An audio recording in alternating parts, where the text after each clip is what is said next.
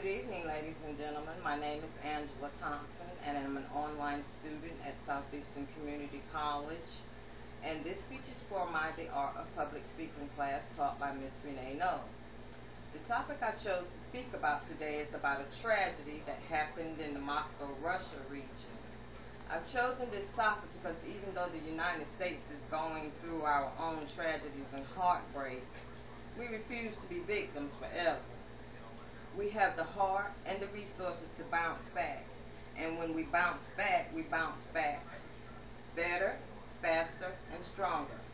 However, there are some countries and nations who can't say the same. Therefore, poverty and total destruction devastates them for a very long time.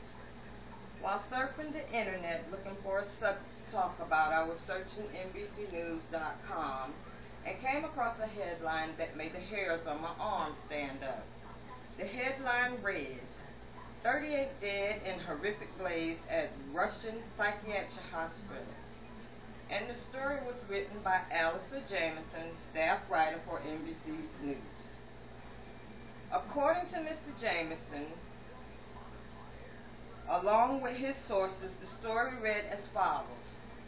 38 people were killed by fire that raged through an isolated psychiatric hospital north of Moscow on Friday, April 25, 2013, killing some patients in their bed and others who were trapped by barred windows. Most of the patients died in their sleep, inhaling the fumes as they were lightly sedated by prescribed medication.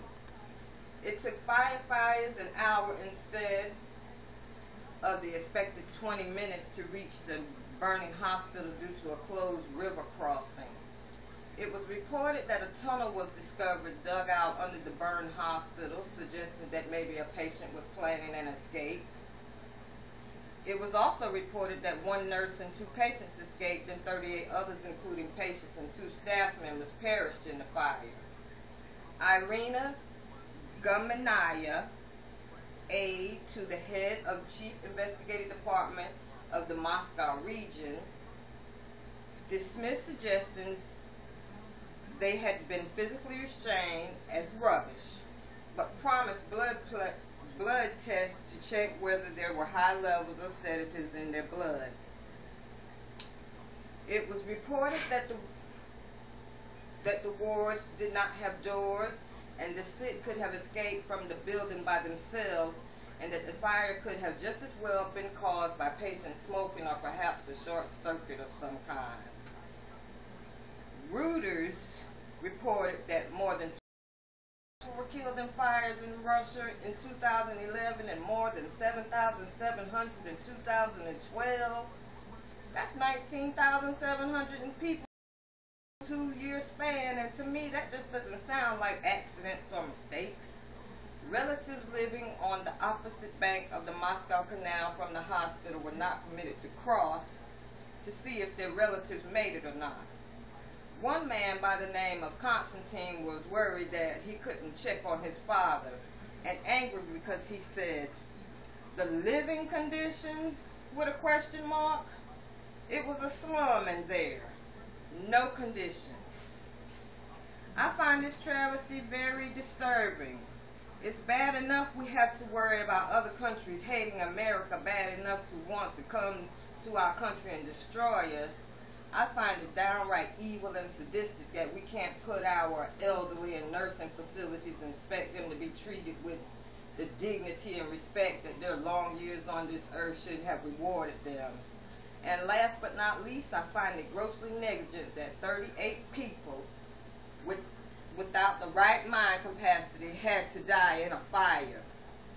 I could just imagine that their fear was magnified times 19,700. In conclusion, I am ending this speech with a heavy heart for all the tragedies that have gone on in this world. I did on the Boston Marathon massacre because the United States of America will deal with the remaining suspect and whoever else is involved. My prayers go out to the 38 dead in the story and to their families as well. And to the United States of America, we are not only Boston strong, we are American strong. So be careful when you poke the bear, because the bear does not like to be poked. I hope and pray for the safety of the world, and I especially hope and pray for the safety of the United States of America, the bear. Thank you, and have a blessed day.